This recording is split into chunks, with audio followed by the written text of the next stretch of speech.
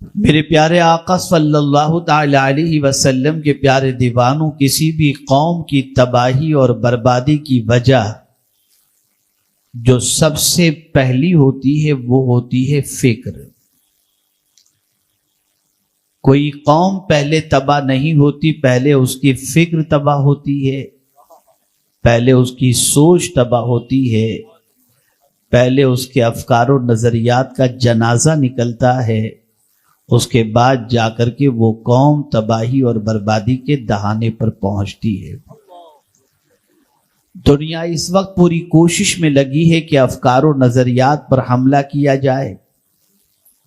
اور اگر میں یہ کہوں تو غلط نہ ہوگا کہ اس وقت ایک فکری یلغار ہے جس کے شکار اس وقت دنیا کے صرف مسلمان ہی نہیں بلکہ بیشتر ممالک کے لوگ اس کے شکار ہوتے ہوئے دکھائی دے رہے ہیں۔ یاد رکھیں، یوں ہی معاشرے کے اندر کوئی برائیاں جنم نہیں لیتی، یوں ہی معاشرے کے اندر کسی کے قدم نہیں پھسل جاتے، یوں ہی کوئی سیدھے راستے کا مسافر ٹیڑھے راستے پر چلنے نہیں لگ جاتا، یوں ہی دوپٹے نہیں اتر جاتے، یوں ہی جہالت کی وادیوں میں انسان نہیں چلا جاتا، بلکہ ایک منظم سازش کے تحت انسانوں کو اس طرف ڈھکیلا جاتا ہے جس طرف جانے کے بعد تباہی اس کا مقدر بن جائے اور اس تباہ شدہ انسان کی لاش کے اوپر اپنے محل کو تعمیر کرنے کی آرزو تک مکمل ہو سکے۔ میرے پیارے آقا صلی اللہ تعالی علیہ وسلم کے پیارے دیوانوں، جن جن جگہوں سے انسان کی سوچ بنتی ہے، اگر ان ساری جگہوں کا جائزہ لیا جائے تو اس وقت ان ساری جگہوں کی پوسٹ پر اگر کوئی بیٹھا ہوا ہے تو ایسا شخص ہی بیٹھا ہوا آپ کو ملے گا جو ایسی فکر آپ کے ذہن کے اندر منتقل کرتا ہوا دکھائی دے گا جس کی بنیاد پر آپ محسوس بھی نہیں کر سکیں گے اور آپ کا مستقبل تاریک ہو جائے گا۔ میں آپ کو بتاؤں، کارپوریٹ سیکٹر کے اندر دیکھ لیجئے، اکنامی کے سیکٹر کے اندر دیکھ لیجئے، بیوروکریسی کے اندر دیکھ لیجئے، کالج اور یونیورسٹی میں دیکھ لیجئے، اسپورٹس میں دیکھ لیجئے، جہاں کہیں بھی آپ نظر دوڑائیں گے تو آپ کو وہاں پر ایسے افراد ملتے نظر آئیں گے جن کے قریب ہونے کے بعد آپ کی فکر، آپ کی سوچ ایسی بنتی چلی جائے گی کہ آپ اپنے مذہب سے اپنے رشتے کو کمزور کر دیں گے، اور سب سے بڑی پریشانی جو ہوگی وہ یہ ہے، جو کہ ہم محسوس بھی کر رہے ہیں، کہ بحیثیت مسلمان اپنے آپ کو مسلمان کہلانے میں شرمندگی اور ہچکچاہٹ محسوس کرنا۔ آپ اگر دیکھیں اس وقت کالج کی دہلیز پر قدم رکھنے والے بچوں کی پوزیشن، تو جو لوگ کالج اور یونیورسٹی پہنچتے ہیں، پہنچتے ہی وہ اپنے آپ کے سلسلے میں یہ سوچنے پر مجبور ہوتے ہیں، ہم کہاں پیدا ہو گئے، کس گھرانے میں پیدا ہو گئے، کس مذہب میں پیدا ہو گئے۔ اور دیکھیے، دنیا کے دوسرے مذہب کے ماننے والے لوگ آزادی سے عیاشیاں بھی کر رہے ہیں، بے راہ روی کے شکار ہیں، دنیا کو انجوائے بھی کر رہے ہیں، دنیا کے لہو و لعب کے اندر جو ہے وہ اپنے آپ کو گرفتار کیے ہوئے بھی ہیں، اور ہمارے لیے یہ قانون، یہ نہ کرو، نگاہ نہ اٹھاؤ، یہ عیاشی مت کرو، وہ مت کرو، یہ مت کرو، پتہ نہیں کس دنیا کے اندر ہم کو جینے کے لیے کہا جا رہا ہے۔ دیکھیے یہ لوگ کتنے اچھے ہیں، ترقی یافتہ بھی ہیں، سائنس بھی ان کے پاس، ٹیکنالوجی بھی ان کے پاس، ترقی بھی ان کے پاس، یہ سب کچھ کریں، اور ہمیں ایک ایسے دائرے میں لایا جا رہا ہے جہاں پر ہر چیز کے سلسلے میں سختی ہے، قانون ہے، پابندی ہے۔ نتیجتاً وہ بچہ جو کالج کی دہلیز پر جانے سے پہلے مسجد کے امام صاحب سے اپنا رابطہ رکھتا تھا، مشائخ سے اپنا رابطہ رکھتا تھا، کالج اور یونیورسٹی میں پہنچنے کے بعد اکثر کا رابطہ علماء اور مشائخ سے ٹوٹ جاتا ہے، دین سے کمزور ہو جاتا ہے اور آگے چل کر کے وہی شخص دین پر اعتراض بھی کرتا دکھائی دیتا ہے، کرٹیسائز بھی کرتا دکھائی دیتا ہے، اور پھر یہ کہتا ہوا بھی نظر آتا ہے کہ مولانا آج کے دور میں جس جملے کو آپ کی سماعتوں کے حوالے کر رہا ہوں، اس جملے کو آپ اپنے معاشرے کے اندر بہت زیادہ پڑھے لکھے اور سرمایہ داروں سے سنیں گے۔ وہ دو جملے بڑے پاورفل ہیں جو اکثر کہا کرتے ہیں۔ اگر کسی سے کہا جائے آپ شادی میں ناچ گانا باجا نہ رکھو، ارے مولانا کیا بات کرتے ہو، آج کے دور کے اندر تو 5 وقت کی نماز پڑھ لینا بس اتنا ہی کافی ہے، یہ ہم تو کر ہی رہے ہیں۔ یعنی اسلام سمٹ کر صرف 5 وقت کی نماز میں آ گیا، اور اسی کے ساتھ ساتھ آج کا مسلمان اگر اس سے کہا جائے یہ مت کھاؤ وہ مت کھاؤ، ذبیحے کے حوالے سے محتاط رہو، کچھ بھی نہیں، مولانا بسم اللہ پڑھ کے کھا لو، سب چلتا ہے۔ یعنی اسلام اب مسلمانوں کی زندگی سے اس طریقے سے رخصت ہوتا دکھائی دے رہا ہے کہ مسلمان خود اپنے مذہب کے بارے میں اپنی رائے پیش کر رہا ہے اور اتنے ہی پر اکتفا کرتا ہوا نظر آتا ہے کہ نماز پڑھ لوں 5 وقت کی بس اتنا کافی ہے، اور اسی کے ساتھ بسم اللہ پڑھ کے جو چاہوں کھا لوں بس اتنا کافی ہے۔ اے رسول اعظم صلی اللہ علیہ وسلم کے دیوانوں، یہ فکر بنائی گئی، یہ سوچ بنائی گئی، اس راستے پر لگا دیا گیا،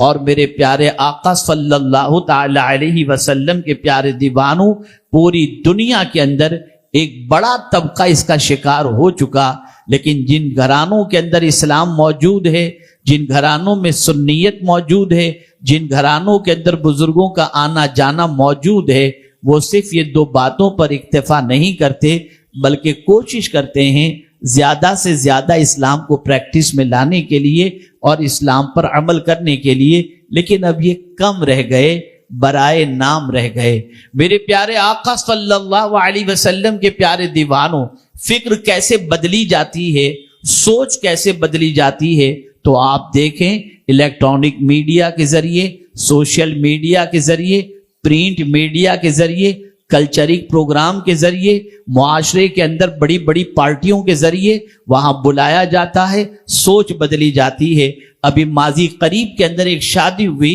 جو بڑی دھوم دھام سے ایک بڑے بزنس مین نے اپنے بیٹے کی شادی کی، 1 مہینے تک کم و بیش اس کے پروگرامز چلتے رہے، کلچر بدل گیا۔ اب اسی نقش قدم پر چلتے ہوئے جن مسلمانوں کے پاس دولت ہے وہ بھی شادی کو وہی رنگ دینا چاہتے ہیں اور اسی انداز میں کرنا چاہتے ہیں۔ کوئی پروگرام کر رہا ہے جمیرہ بیچ پر اور کوئی کر رہا ہے قطر میں جا کر، اور اس طریقے سے شادیوں کے اندر بے تحاشا پیسہ خرچ کر کے اس روایت کو جس کو ایجاد کیا گیا اسے اپنے معاشرے میں رائج کرنے کی کوشش کی جا رہی ہے۔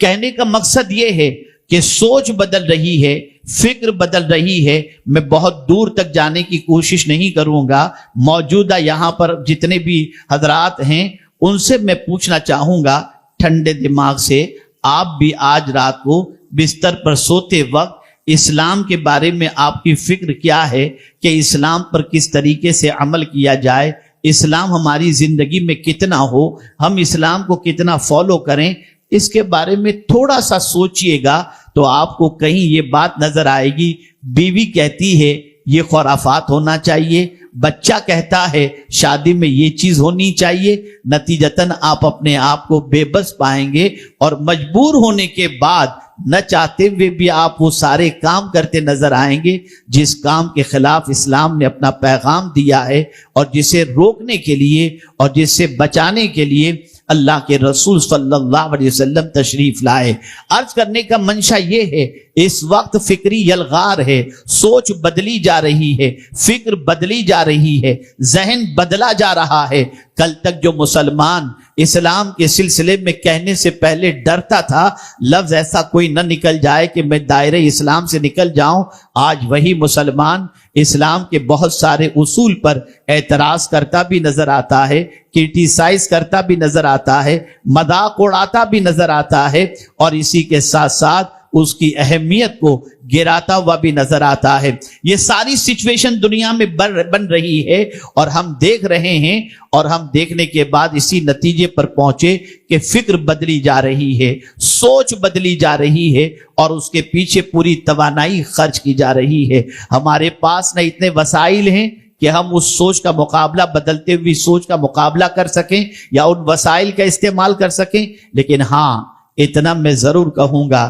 کہ میرے پیارے آقا صلی اللہ تعالی علیہ وسلم کے پیارے دیوانوں، اللہ کے رسول صلی اللہ تعالی علیہ وسلم پر نازل ہونے والا قرآن قیامت تک کے لیے محفوظ ہے، اس کی حفاظت کا ذمہ اللہ نے لیا ہے، اور اگر ہم نے قرآن سے اپنے تعلق کو مضبوط کر دیا تو میں یقین کے ساتھ کہتا ہوں دنیا میں کوئی بھی اٹھنے والا فتنہ ہوگا، ہر فتنے کا حل اور جواب اللہ اپنی کتاب کے ذریعے ہمیں عطا فرماتا ہے، اور اس کی رہنمائی کے اندر ہم ہر فتنے کا مقابلہ بھی کر سکتے ہیں اور اپنی قوم کو ہر فتنے سے بچا بھی سکتے ہیں۔ آئیے میں آپ کو تھوڑا سا سمجھاتا ہوا چلوں، آپ بھی حیران ہوں گے کہ بات کون سی اور تقریر کے لیے آیت کا انتخاب کون سے آیت کا کیا گیا۔ چونکہ مجھے حافظ سکندر صاحب نے یہ فرمایا ہے کہ میں تھوڑی سی گفتگو کروں، تو میں کچھ باتیں علم کے حوالے سے بتاؤں گا۔ میرے پیارے آقا صلی اللہ علیہ وسلم کے پیارے دیوانوں، اب آپ دیکھیے انسان کے پاس علم آ جاتا ہے، مزاج بدل جاتا ہے، علم آ جاتا ہے، تکبر آ جاتا ہے، علم آ جاتا ہے، انداز زندگی بدل جاتا ہے، علم آ جاتا ہے، سوچ بدل جاتی ہے۔ میرا پروردگار اس بندے کو ارشاد فرماتا ہے، اے بندے، اے اپنے علم پر ناز کرنے والے، میں تجھے تیری حیثیت بتا دوں تاکہ جب کبھی تو علم کی وجہ سے تکبر کے راستے پر جانے لگ جائے تو میرا یہ فرمان تیرے پیش نظر رہے۔ آپ اندازہ تو لگائیے قرآن نے کس طریقے سے واضح لفظوں کے اندر ارشاد فرمایا، وَاللَّهُ أَخْرَجَكُم مِّن بُطُونِ أُمَّهَاتِكُم، اللہ جس نے تمہاری ماں کے بطن سے تم کو نکالا، اللہ نے تم کو تمہاری ماں کے پیٹ سے نکالا۔ کس کنڈیشن میں نکالا؟ کس کیفیت میں نکالا؟ کس حالت میں نکالا؟ تو اس وقت کی تمہاری کیفیت کو قرآن کہتا ہے لا تعلمون شیئا، تم کچھ نہیں جانتے تھے۔ ماں کے پیٹ سے نکلتے وقت تمہارے پاس کوئی ایجوکیشن نہیں تھا، ماں کے پیٹ سے نکلنے کے وقت تمہارے پاس کوئی نالج نہیں تھا، ماں کے پیٹ سے نکلنے کے وقت تمہارے پاس کوئی ایجوکیشن نہیں تھا۔ اب اللہ تعالیٰ نے سورس آف ایجوکیشن بتا دیا کہ اب تم کو میں نے 3 چیزیں عطا فرمائی، لا تعلمون شیئا کہہ کر 3 چیزوں کا ذکر فرمایا، وَجَعَلَ لَكُمُ السَّمْعَ وَالْأَبْصَارَ وَالْأَفْئِدَةَ قَلِيلًا مَا تَشْكُرُونَ۔ اللہ عز و جل نے تم کو سماعت بھی عطا فرمائی، بصارت بھی عطا فرمائی اور دل بھی عطا فرمایا، لیکن بہت کم تم اللہ کا شکر ادا کرتے ہو۔ اللہ اکبر۔ ایک انسان جو علم حاصل کرتا ہے، ایجوکیشن حاصل کرتا ہے، تعلیم حاصل کرتا ہے، تو حصول علم کے لیے اللہ نے 3 ذرائع بتا دیے، کان کے ذریعے یعنی سماعت کے ذریعے، بصارت کے ذریعے اور دل کے ذریعے ایک انسان علم حاصل کرتا ہے۔ اسی لیے اللہ کے رسول صلی اللہ تعالی علیہ وسلم، جن کو پروردگار جل جلالہ نے اپنے فضل سے وہ ساری چیزیں سکھا دی جو مصطفیٰ جان رحمت نہیں جانتے تھے، لیکن آپ اندازہ لگائیے کہ جب پہلی وحی نازل ہوتی ہے تو سماعت ہی کا تعلق وہاں پر نظر آتا ہے۔ اقرا، حضور نے سنا، اقرا سنا حضور نے، کس سے سنا؟ حضرت جبریل امین ہی سے تو سنا۔ پتا چلا علم کی ابتدا ہوتی ہے سماعت سے، سماعت کے بعد زبان بھی چلتی ہے، سماعت کے بعد ہاتھ بھی چلتے ہیں، سماعت کے بعد قدم بھی چلتے ہیں۔ لیکن میں حیران ہوں یا اللہ، تو نے سماعت کو مقدم رکھا، سننے کو پہلے رکھا۔ پہلے کیا سنا جائے؟ کون سا علم پہلے؟ ذرا میرے مولا یہ تو بتا، ایک بچہ پیدا ہوتا ہے، پیدا ہونے والے بچے کو سب سے پہلے علم کون سا دینا چاہیے؟ تو اللہ اکبر، میری عقل دنگ رہ جاتی ہے نظام اسلام پر، مصطفیٰ پیارے کی سنت پر میری عقل دنگ رہ جاتی ہے۔ اللہ اکبر، جاہل کا بیٹا ہو، جاہل مسلمان ہو، اس کے گھر بیٹا پیدا ہوا ہو، شرابی مسلمان ہے اس کے گھر بیٹا پیدا ہوا، ڈاکو مسلمان ہے اس کے گھر بیٹا پیدا ہوا، عالم مسلمان ہے اس کے گھر بیٹا پیدا ہوا، جاہل مسلمان ہے اس کے گھر بیٹا پیدا ہوا، جیسے ہی بچہ پیدا ہوا اس کو سب سے پہلی فکر یہ ہوتی ہے میرے بچے کے کان میں کوئی اذان کہہ دے۔ اللہ اللہ، یہ کان میں اذان کی آواز پہنچانے کی بات پہلے آ رہی ہے، گویا میرا مولا فرما رہا ہے میں نے سماعت کو مقدم اس لیے رکھا کہ سب سے پہلے جو علم تیرے کانوں کے اندر پہنچے وہ یہی پہنچے، اللہ سب سے بڑا ہے۔ یہ علم سب سے پہلے، اللہ اکبر کی آواز اس کے کانوں سے ٹکراتی ہے۔ کیسا بھی مسلمان کیوں نہ ہو، فکر سب سے پہلے اذان کی ہوتی ہے۔ یہاں سے یہ بات واضح طور پر سمجھ میں آئی کہ ایک انسان کی زندگی کو اگر بیلنس کے اندر رکھنا ہے اور ایک انسان کی دنیا اور آخرت کو سنوارنی ہے تو پہلے اے بی سی ڈی نہیں، پہلے اللہ اکبر سکھاؤ۔ یہ سکھاؤ کہ اللہ سب سے بڑا ہے۔ اگر یہ تصور اس کے دل و دماغ کے اندر بس گیا، یہ اللہ عز و جل کے حوالے سے اس کا عقیدہ بن گیا کہ اللہ سب سے بڑا ہے، تو مصیبت آئے گی تو کہے گا اے مصیبت تو بڑی نہیں، میرا رب بڑا ہے۔ اے پیارے آقا صلی اللہ علیہ وسلم کے دیوانوں، زندگی کے ہر موڑ پر انسان کبھی مایوسی کا شکار نہیں ہوگا، پریشانی کا شکار نہیں ہوگا، اس لیے کہ اس کے کان میں جس اللہ کی کبریائی کی آواز اور بات پہنچا دی گئی ہے وہ اللہ محتاج نہیں، وہ مالک ہے، وہ قادر ہے، وہ حی ہے، وہ قیوم ہے۔ اسی لیے قرآن مقدس میں اللہ عز و جل نے واضح طور پر فرما دیا کہ وَمَن يَقْنَطُ مِن رَحْمَتِ رَبِّهِ إِلَّا الضَّالُّونَ، اللہ کی رحمت سے مایوس نہیں ہوتا مگر گمراہ، اس لیے کہ جو جانتا ہو کہ اللہ شکم مادر کے اندر روزی دینے والا ہے، جو بندہ جانتا ہے کہ جہاں سے پکاروں اللہ میری پکار سننے والا ہے، وہ مصیبت میں مایوس نہیں ہوتا،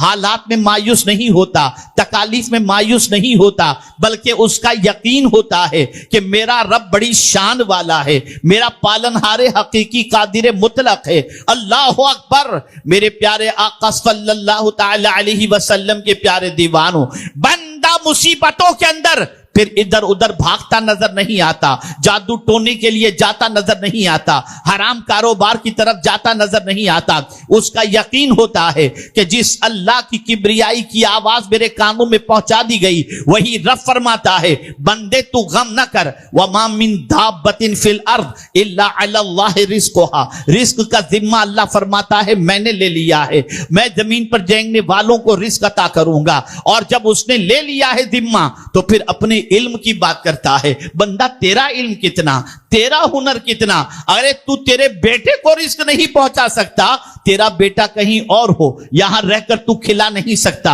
تو پلا نہیں سکتا، تو جان نہیں سکتا، لیکن میں وہ رزق دینے والا ہوں یعلم مستقرها ومستودعها، میری مخلوق کون سی جگہ پر رہ رہی ہے میں وہ بھی جانتا ہوں، اور کہاں رہ رہی ہے وہ بھی جانتا ہوں، اور ہر جگہ رزق پہنچانا میری ذمہ داری ہے۔ یہ اس کا علم ہے۔